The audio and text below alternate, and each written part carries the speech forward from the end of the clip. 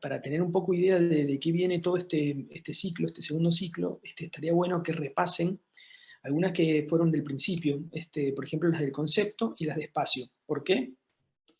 Porque todo este cuatrimestre yo voy a estar hablando del concepto espacio, o el concepto espacio arquitectónico.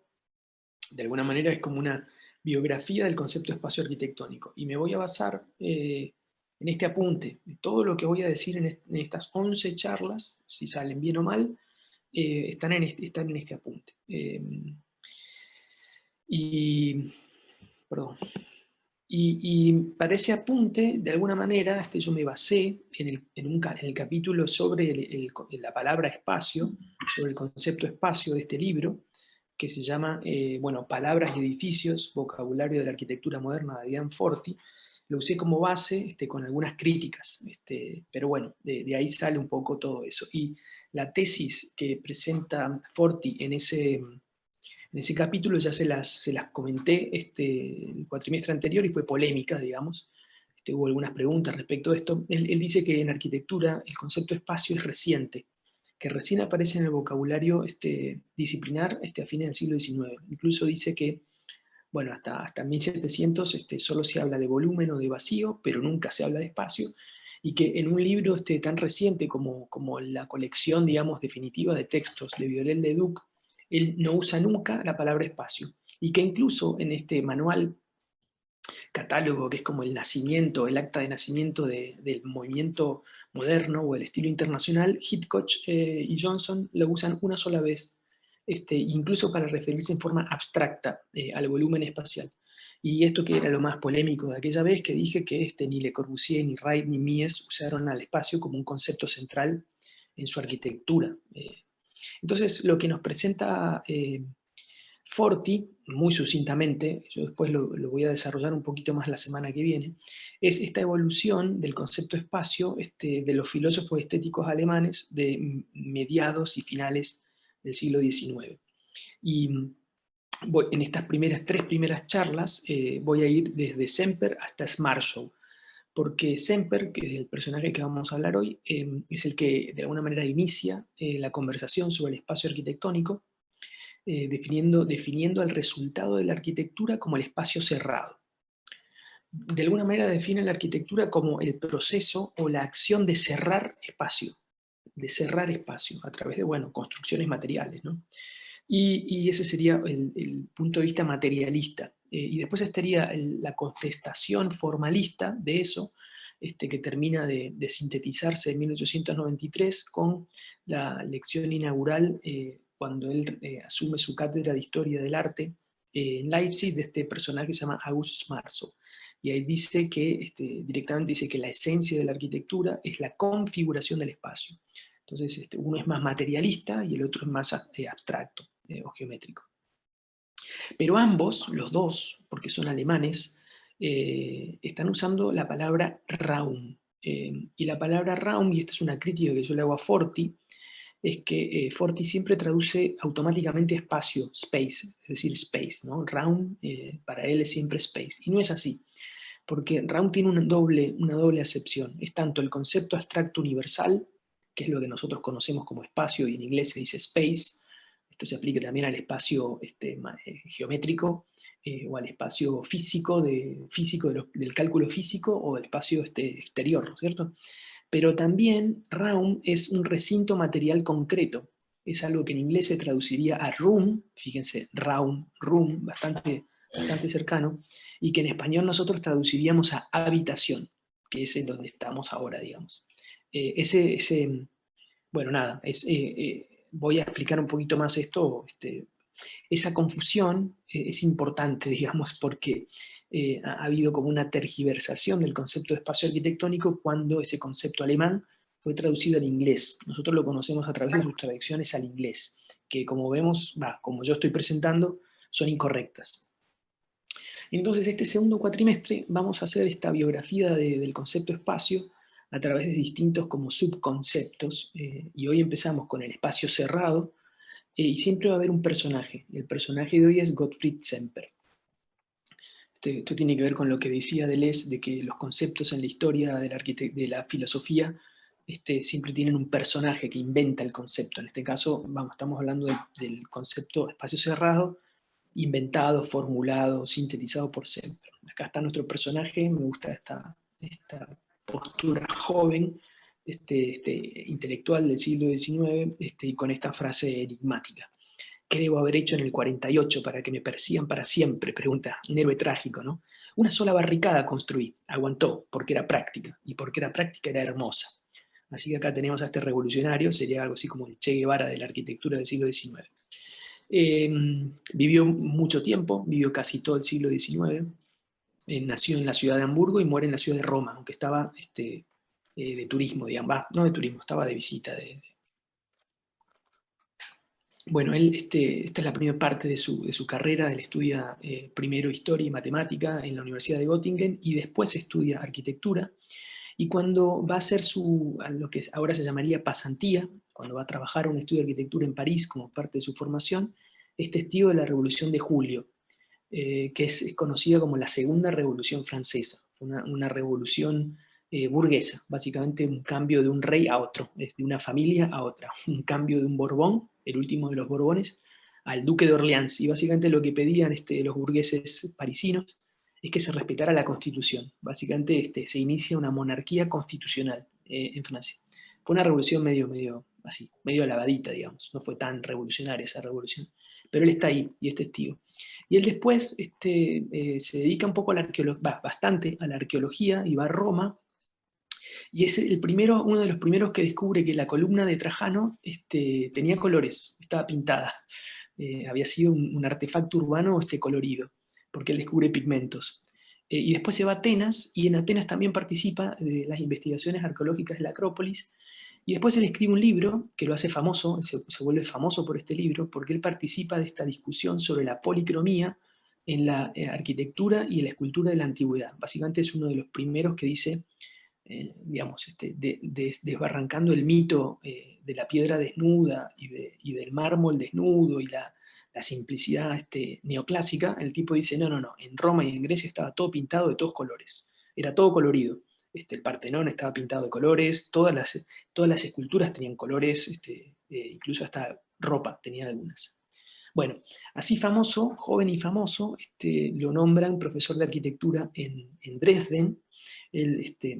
Alemania en ese momento era un conglomerado de ciudades. Él le tiene que jurar fidelidad al rey de Dresden o al duque de Dresden, o como miércoles sea, y trabajando ahí es como el arquitecto oficial del reino de Dresden. Hace la ópera, un edificio muy famoso, y la sinagoga, que por ser sinagoga tuvo que estar por fuera muy muda para no demostrar que era una sinagoga, y por dentro muy ornamentada, muy ornamentada. La ópera se destruye y él la vuelve a construir la vuelve a diseñar al final de su carrera, y la construye su hijo. Y después la sinagoga se perdió porque los nazis la destruyeron 100 años después, en lo que se llamó la Noche de los Cristales. Pero ¿qué pasa? Este tipo, burgués, profesional, exitoso, con 6 hijos, casado con 6 hijos, en que en 1848 hay una serie de revoluciones en Europa bastante fuertes, y ese coletazo llega a Alemania, a todas las ciudades de Alemania, en mayo del 49, se llaman las revoluciones de mayo.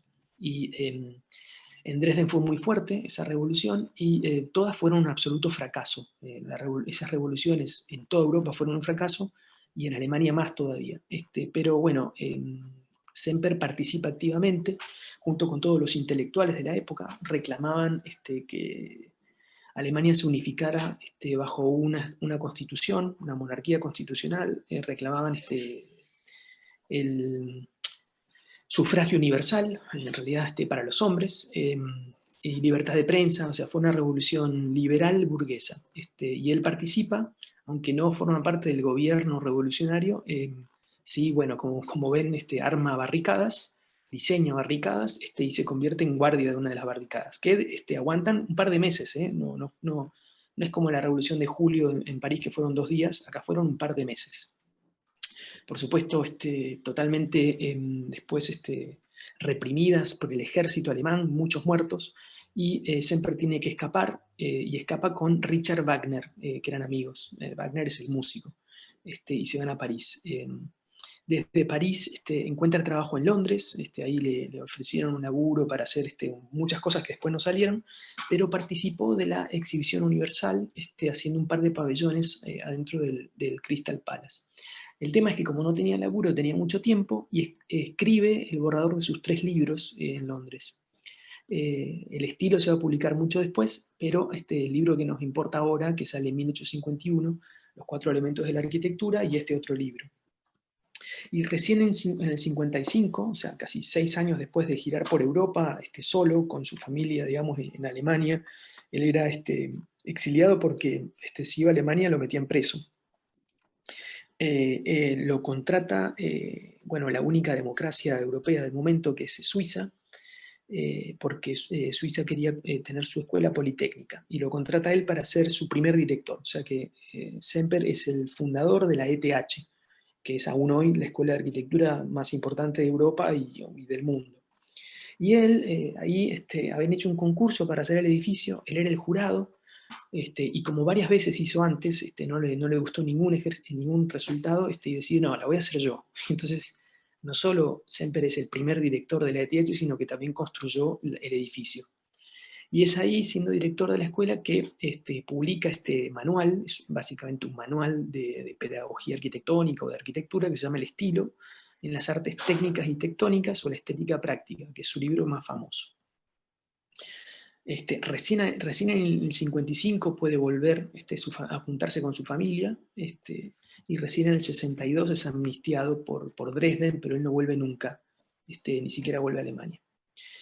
Ya es famoso, ya grande, consigue bastantes trabajos en la ampliación del Anillo de Viena, que es cuando Viena tira las murallas medievales, y construye, digamos, lo que se llama el Ringstrasse. Y a él hace el Museo del Arte y el Museo de Historia Natural. Así que un arquitecto con mucha influencia, tanto teórica como práctica. O sea, no solo escribió libros, no solo participó activamente en la vida intelectual, sino que también hizo edificios importantes, como el Museo de Arte austríaco, por ejemplo, o el Museo de Historia Natural de Austria. Bueno, esta imagen, para poner un poco de imágenes, esto que siempre se piensa que es la Revolución Francesa, en realidad es la segunda revolución, esta revolución que yo les decía de julio, que duró 2 o 3 días, está, bueno, la famosa libertad guiando al pueblo. Esta era la libertad de prensa y la libertad de voto, de asociación, etc. Bueno, él es solamente un testigo, pero esta es Dresden, que acá sí se armó la gorda, y podríamos decir que alguna de esas barricadas que vemos ahí atrás es el pueblo alemán con la bandera. Apenas empieza a ver la bandera alemana nació en estas revueltas. Ahí podemos imaginar a Semper siendo reprimido por el ejército, de Dresden, digamos, de este ducado de Dresden. Bueno, pero fue un fracaso absoluto. Y muchos exiliados fueron a todos lados de Europa y de Estados Unidos después de esta revolución, todos intelectuales. Y en su exilio, que dura el resto de su vida, digamos, este es el edificio que él construyó para el Politécnico de Zúrich, la ETH. Como ven, un arquitecto del siglo XIX, no es algo que nosotros pudiéramos decir algo moderno, pero igualmente es bueno, un edificio fuerte, tipológico, solo ornamentado en algunos lados, pero bueno, él escribía sobre el estilo, así que él no tenía ningún problema con el ornamento. Es más, ahora vamos a hablar un poquito de eso. Pero ahí está, esta es la vida de Semper. ¿Qué es lo que pasa? Que cuando uno tiene mucho poder, bueno, es muy influyente, después te genera enemigos, y esto fue lo que pasó con Semper. Tuvo muchos enemigos. Los teóricos estéticos alemanes, que contestaban el nacimiento de las escuelas politécnicas alemanas, no les gustó a la academia, a las bellas artes, porque era una competencia directa. Y entonces los grandes teóricos alemanes tildaron a Semper de materialista, que era lo mismo decirle comunista, bueno, mala persona, todo, ¿no? Y entonces, bueno, aparte parece que después le decían que escribía mal, que era aburrido, bueno, mucha fake news, digamos, con el pobre Semper, y termina siendo olvidado, completamente olvidado, sobre todo por la historiografía moderna. Entonces, la influencia temprana que tuvo Semper en la arquitectura moderna, que es muy clara, no fue reconocida por la historia oficial. Muy recientemente es recuperado. Se empieza, digamos, la ETH empieza a catalogar sus escritos en el 74, preparándose para celebrar su centenario, el centenario de su muerte. Y a partir de ahí, distintos investigadores, sobre todo este alemán yanqui, se llama Henry Malgrave, empieza a traducir sus textos por primera vez al inglés. Hasta ahora Semper había sido solo publicado en alemán. Entonces en el 89 se publican los 4 elementos de la arquitectura y otros textos en inglés. Después Malgrave empieza a recuperar ciertos conceptos de la teoría estética alemana, como empatía, forma y espacio, en sus investigaciones. Y después directamente cierra su ciclo investigativo con una biografía de Semper en el 96. Y muchos años después de mucho trabajo, Malgrave traduce el estilo en las artes técnicas y tectónicas o práctica estética, porque es un libro de como 1000 páginas. Y después, mucho después, otro loco, un español, vasco, traduce la traducción de Malgrave y le agrega más cosas, traduce incluso, entonces un libro que era de 900 páginas termina siendo de casi 1200, con los grabados originales, y encima este español le agrega 1700 ilustraciones, así que es un librazo. Acá tienen los 4 elementos de arquitectura, los 4 elementos de arquitectura que no ha sido traducido al español, está solo en inglés.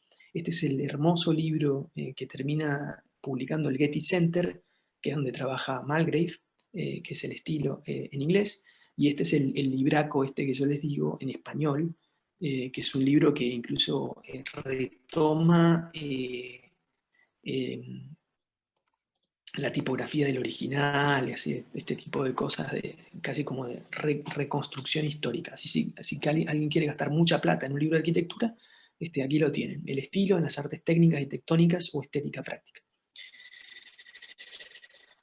Entonces, bueno, en realidad en esta recuperación de Semper, Semper vuelve antes de esto, un poquito antes o al mismo tiempo, porque en el posmodernismo el problema del estilo fue muy importante. Entonces, Semper vuelve, fíjense el título de este libro, ¿no? El estilo en las artes técnicas y tectónicas, o estética práctica. Entonces, los 2 conceptos más importantes son estilo y tectónica. Estilo es recuperado por el posmodernismo, y tectónica es recuperado por la crítica al posmodernismo. Y sí, estos autores, tanto Frampton como Rickenbacker, hacen referencia a Semper. Y entonces después viene Malgrave, y directamente, ya no citándolo, sino directamente traduciéndolo. Entonces, bueno, esto que yo les comentaba antes, ¿qué es los 4 elementos de la arquitectura? Es una teoría materialista de la evolución de la arquitectura, de la evolución histórica de la arquitectura.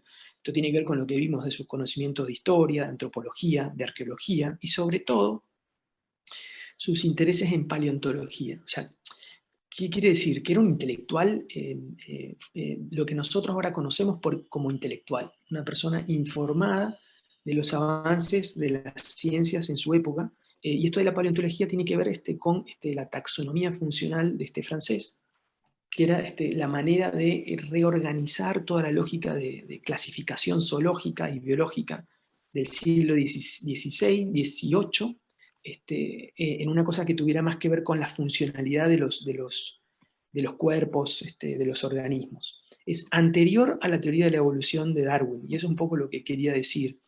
Este libro, que es una historia materialista de la evolución técnica de la arquitectura, podríamos decir que es una contraparte a lo que Marx hizo con la historia de la economía en su manifiesto comunista, y es anterior a la teoría de la evolución de las especies de Darwin, pero quiere decir que estaba en este espíritu de la época, cientificista, basado en las evidencias empíricas que recopila la ciencia, y no en mitos o ideologías, porque ustedes saben que el manifiesto comunista, o bueno, el materialismo histórico que presenta el manifiesto comunista es en realidad un argumento anti-ideológico. Marx escribe contra Hegel, digamos. Bueno, nada. Entonces, ¿cuál es la tesis que presenta Semper en este libro? Que la cultura asiria, es decir, todo lo que es Oriente, todo ese manejo de culturas bajo lo que después va a ser un emirato y toda la lógica árabe, esto es anterior incluso a eso, a los asirios, funcionaron como intermediarios entre Egipto y Grecia. Y que las formas de la arquitectura griega son mezclas de motivos tomados de esos pueblos, tanto de los asirios y toda la influencia oriental, como de los egipcios.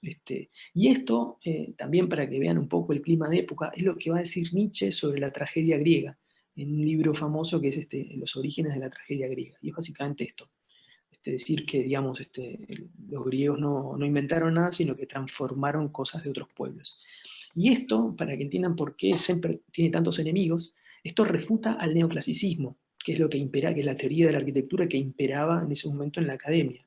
Porque él básicamente está diciendo que las formas de la arquitectura griega no surgen de una operación mimética de modelos míticos, que es lo que decían los grandes franceses de la academia, y que tampoco tienen bases constructivas. Y eso es también refutar al Politécnico francés. Es decir, no le quedaba ningún amigo. Y también es refutar a Leduc, que sería como la crítica a la academia. Así que siempre estaba solo, y bueno, aguantó solo cuando pudo, y después no tuvo ningún defensor. Entonces una vez que se muere, ya está. Sí, todo esto se tira a la basura. Fíjense que hasta ahora no hemos hablado del espacio. ¿Cuál es una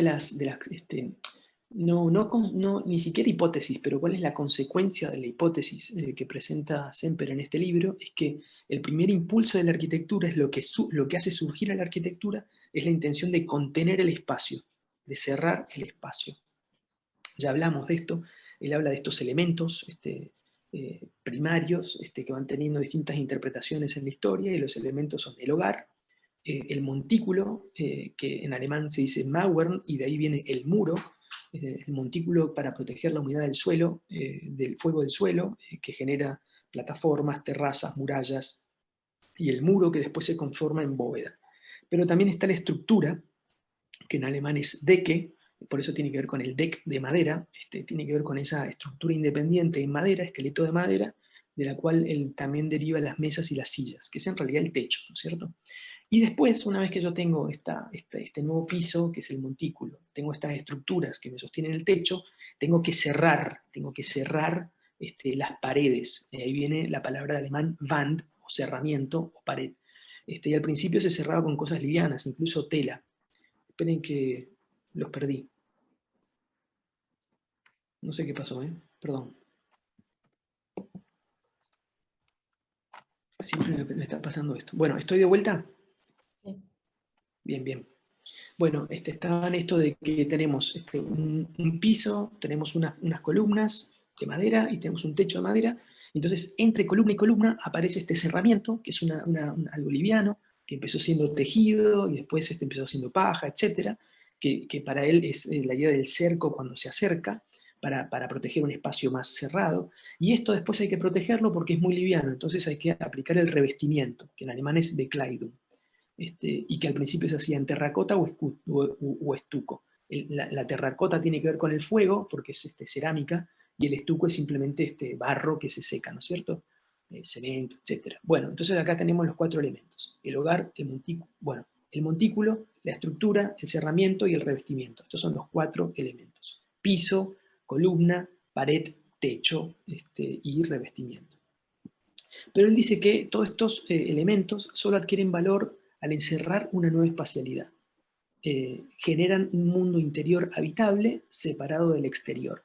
Eso es lo que él llama recinto, que es Raum. Si nosotros traducimos Raum directamente a espacio, nos quedaría, digamos,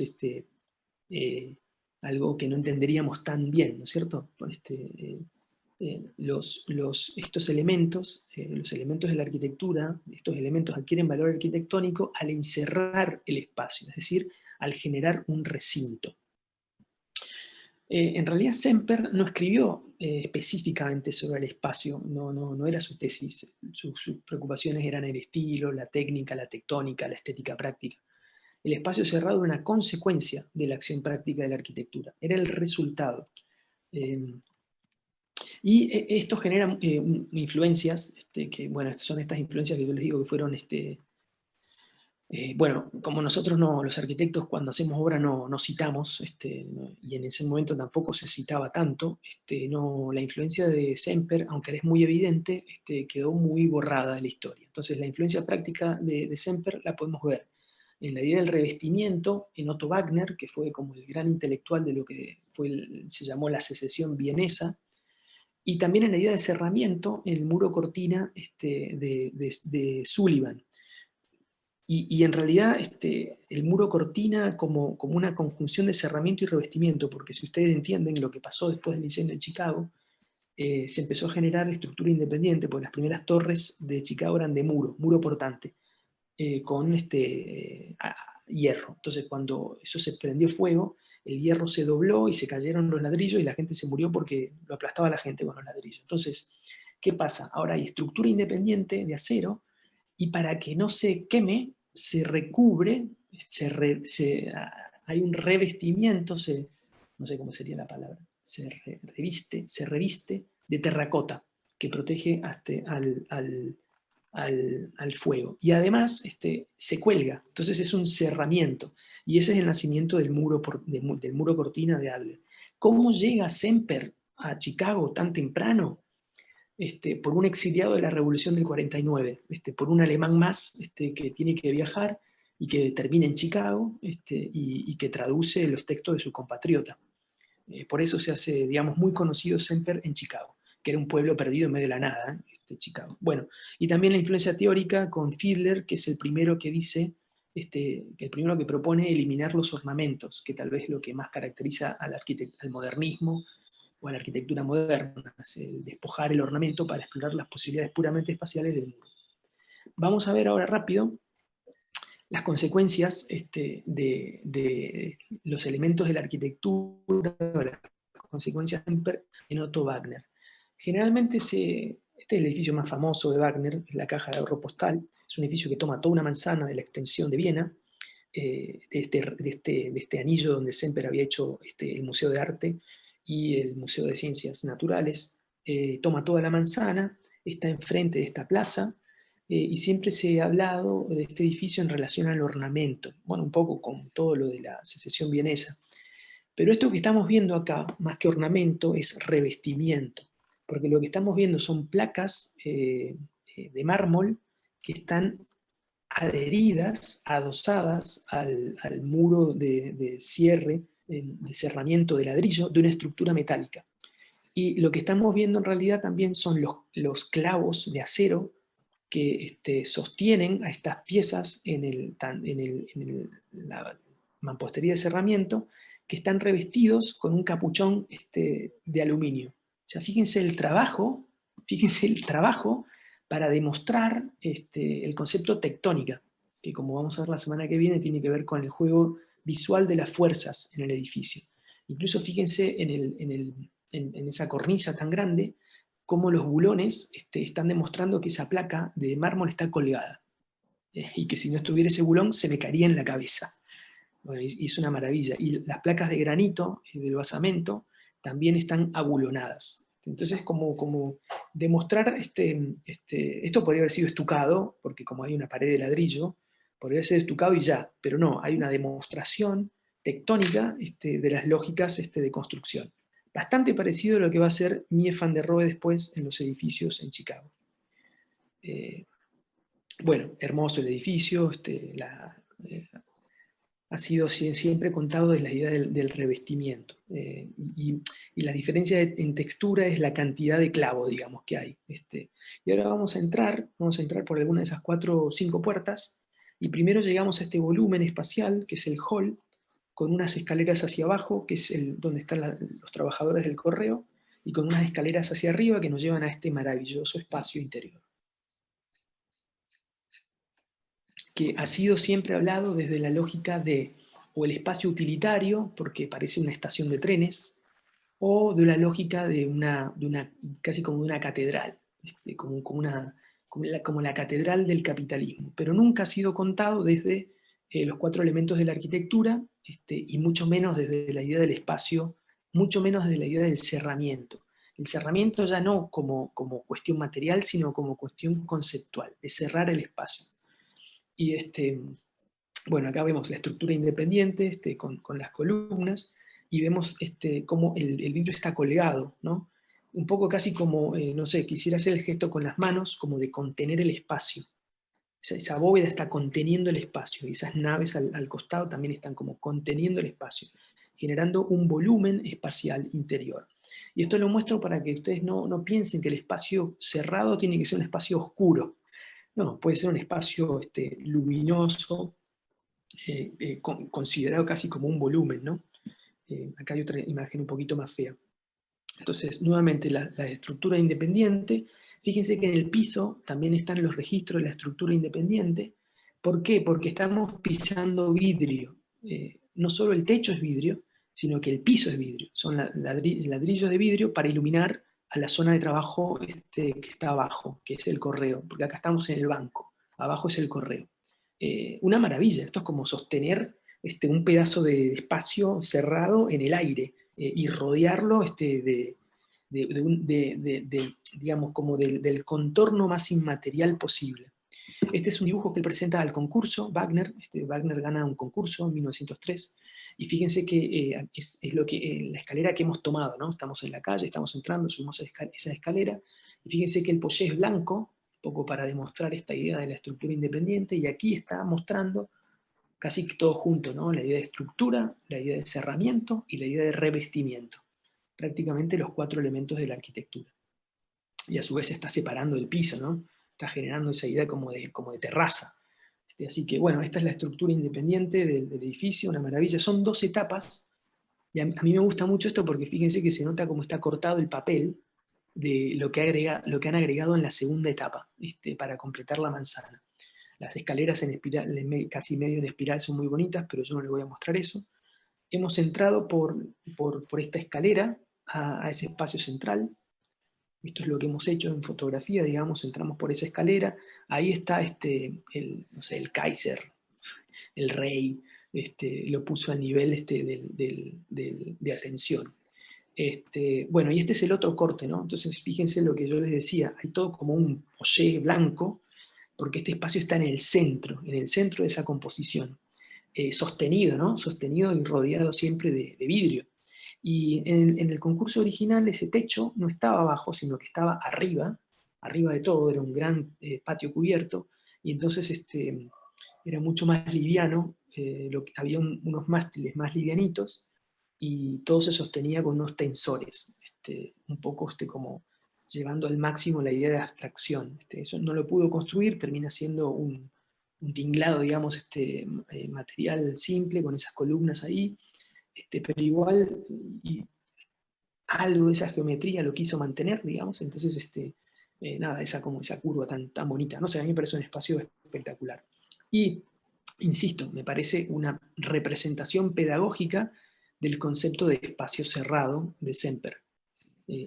A ver, de que la acción, de que el resultado del cerramiento del espacio es el recinto. Esto es un recinto, un espacio interior. Bueno, entonces, volviendo sobre nuestros pasos. Tenemos el discurso sobre el espacio de la teoría estética alemana del siglo XIX, que es en definitiva una teoría filosófica de la arquitectura que quiere reemplazar la tradición clásica. Entonces, Semper no está solo, Semper forma parte de un discurso sobre el problema del espacio cerrado. Hegel ya habla en las lecciones sobre estética del espacio cerrado, está hablando de arquitectura Hegel. También Bottiger, cuando habla de los principios helénicos y germánicos de la construcción. Fíjense que los alemanes se ponían a la par con los griegos. Después terminaron todos nazis con este pensamiento, pero bueno, ahí está. Entonces Semper, en este libro de 1851, dice: encerrar espacio es el fundamento de la arquitectura. La pared es el elemento arquitectónico que define formalmente y hace visible al espacio cerrado. Ya vieron que Wagner tomó esto y convirtió a la pared, digamos, en una lámina de vidrio. Y acá es donde yo digo que cuando Malgrave traduce a Semper, usa la expresión to enclose space. Por eso yo pongo encerrar espacio cuando traduzco, porque, y después el resultado de encerrar espacio es un enclosed space. El resultado de la acción de to enclose space es un enclosed space, y eso suele traducirse como espacio cerrado. Pero enclosure, que ya no sería un adjetivo, porque enclosed space es adjetivando al espacio, enclosure es un sustantivo, el objeto resultante, digamos, de encerrar espacio. Y eso suele traducirse como recinto. Entonces, recinto para la Academia Española es un espacio generalmente cerrado, comprendido dentro de ciertos límites. Entonces, ahí, así podemos entender realmente la propuesta de Semper, la arquitectura encerrando espacio, delimitándolo en recintos, y los recintos son siempre volúmenes espaciales claramente definidos, y con límites definidos. Bueno, Semper, en una conferencia en Zurich, ya siendo director de la escuela, directamente va a decir que el recinto es el resultado del cerramiento. Es un poco esto, ¿no es cierto? Encerrar espacio es una acción, y el resultado de esa acción, del cerramiento, que es una acción, encerrar espacio, el resultado de encerrar espacio es el recinto. Entonces, la acción de encerrar espacio para diferenciar un interior de un exterior, que es un poco lo que vimos recién en Wagner, ¿no es cierto? Entonces, esta noción de espacio cerrado, entonces aquí ya fíjense que si nosotros tradujéramos espacio nada más, en vez de recinto, y se perdería mucho, porque decir espacio decimos cualquier cosa, no decimos nada, ¿no? Entonces, no solo es un espacio, es un espacio cerrado. Entonces, esta noción de recinto llega a la teoría de la arquitectura a principios del siglo XIX a través de Loos, Verlage y Behrens. Loos va, incluso el título del libro es el principio del revestimiento, así que la influencia de Semper está muy, muy clara, y va a decir que la teoría general del arquitecto es la de proporcionar un recinto cálido y habitable, es decir, ¿no? Una habitación cálida y habitable. Los efectos espaciales, digamos, los efectos de calidez y de habitabilidad, se producen tanto por el material como por la forma del recinto. Y acá esta es la crítica que yo le hago a Forti, porque Forti traduce espacio las dos veces. Y no tiene sentido, porque traducir, hablar de los efectos, si tradujéramos espacio, por ejemplo, ¿no? Diríamos, los efectos se producen tanto por el material como por la forma del espacio. ¿Y cuál es el material del espacio? No existe eso. No, el espacio no es un material. Y ese es un problema, que cuando se traduce en inglés espacio, bueno, lo voy a explicar cuando hable de esto, pero hay que eliminar esa confusión de entrada, porque si no ya no sabemos de qué estamos hablando. Entonces yo estoy criticando fuerte a Forti en su mala traducción. Pero bueno, ya está. Creo que lo dejé bastante bien explicado. Y Verlage, que va a decir, dado que la arquitectura es el arte del espacio definido, es decir, ¿no? de definir espacios, de encerrar espacio, de encerramiento, sería definir espacio es encerrar espacio, debemos enfatizar la naturaleza arquitectónica del recinto, tanto en un sentido constructivo como decorativo. Acá nuevamente yo le estoy cambiando la traducción mala de Forti, que usa espacio las dos veces, y cuál sería el aspecto constructivo del espacio, ¿no? Una locura, ¿no? Un sinsentido. Pero si decimos la naturaleza arquitectónica del recinto, es decir, la naturaleza arquitectónica de la habitación, o del espacio interior, bueno, estamos más cerca de esto, ¿no? Que es lo que hizo Verlage, el edificio más famoso de él, o uno de los edificios más famosos de él, que es la Bolsa de Comercio de Ámsterdam. Claramente es un espacio cerrado. Y definido, ¿no? Y maravilloso. Lo que estamos viendo es este gran espacio que está acá, que estoy marcando en gris, que a su vez es parte de una secuencia. Yo podría haber entrado por la escalerita del costado y entrado directamente a esa gran nave, ese gran espacio interior, o podría haber entrado por ese conector que aparece ahí, que me deja ir a uno o a otro lado, porque esto en realidad es un complejo de tres grandes espacios interiores, son tres bolsas distintas, una de materiales, otra de cereal, y la otra no sé de qué. Esto me encanta porque es casi el esquema del del Eurolil de Coljas, casi. Bueno, y se ha hablado mucho de esto, de cómo ese espacio que les mostré es como una catedral, como una iglesia, sobre todo por lo que pasa acá, en esta fachada, pero en realidad, bueno, y acá está esta gran nave central, se ha explicado esta gran nave central como, nuevamente, como una catedral del comercio, toda la cosa simbólica de la fachada de la iglesia, pero en realidad es sería mejor decir que en realidad es un monasterio. Es un monasterio, fíjense, me encanta este diagramita, y lo que estamos viendo en realidad son 3 claustros, es decir, 3 patios. O sea que los monasterios tienen las galerías que van siempre bordeando, definiendo esos patios centrales o claustros. Entonces, lo que estamos viendo en realidad no es una nave de una iglesia, sino que es un patio techado. Y otra manera de ver esto es decir que, bueno, en los Países Bajos, en el siglo XVIII, antes que esto, digamos, en el siglo XIX, antes que esto, se comerciaba en las plazas.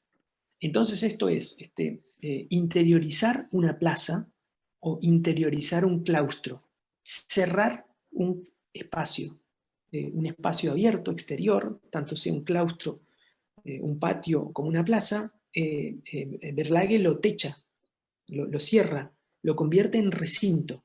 Se pasa de un espacio urbano a un espacio arquitectónico, porque el resultado de la arquitectura es el espacio cerrado. Entonces acá vemos esta gran masa urbana, con esa fuerte impronta. Si nos quedamos solo con la fachada, evidentemente vamos a decir que esto es una iglesia, nos podríamos confundir y pensar que es una iglesia.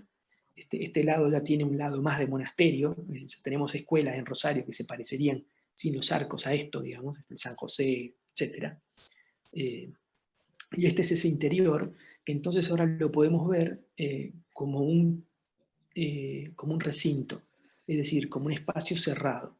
Y vemos que ha sido cerrado con un deque, o sea, con un techo, con una estructura independiente que tiene un techo, y aquí no estamos jugando tanto como con el revestimiento, es decir, con el band, sino que estamos jugando más con el mauer, es decir, con el muro. Esto es claramente un muro portante que ha sido horadado hasta el límite, ¿no? Esto tiene que ver también con una arquitectura del momento, estilística del momento, que es la arquitectura richardsoniana, H. Richardson, un barroco norteamericano, pero bueno, nada, y la teoría y toda la lógica tectónica del ladrillo, ¿no? La impronta del ladrillo en Ámsterdam. Es una ciudad que tiene una gran tradición ladrillera. Pero bueno, nada, eso. Comentarles este espacio cerrado desde la lógica del recinto, y casi prácticamente lo podemos explicar con los 4 elementos de la arquitectura de Semper. Prácticamente, estos 2 edificios que les muestro son prácticamente la teoría de los 4 elementos convertida en edificio, que es un poco lo que yo quiero decir con respecto a la teoría arquitectónica. No importa si, digamos, esto no es para que ustedes tengan una erudición, un conocimiento de algo separado de la práctica. Fíjense el título del libro de Semper, ¿no? Teoría estética práctica. Esto es una teoría que se aplica y que viene de la práctica. Por eso, o sea, recuerden que es un análisis arqueológico de las prácticas históricas de la arquitectura. De ahí vienen los elementos. No son unos inventos teóricos, son evidencia empírica transformada en teoría que después vuelve como práctica teorizada, digamos. Y después finalmente lo que dijo Behrens, que entonces ya acá estamos directamente en la arquitectura moderna, dado que la arquitectura es la creación de volúmenes, o digamos, podríamos decir del volumen espacial interior definido en recinto, su tarea será la de delimitar espacios. Bueno, y con eso cierro 45 minutos, más o menos rápido, esta primer presentación del concepto en la biografía del espacio, en la biografía del espacio arquitectónico, había que empezar con el espacio cerrado de Semper. La semana que viene pasamos a una mirada un poquito más psicológica de parte de un escultor que se llamó no sé qué, Hildebrand. Bueno, eso lo hablamos la semana que viene.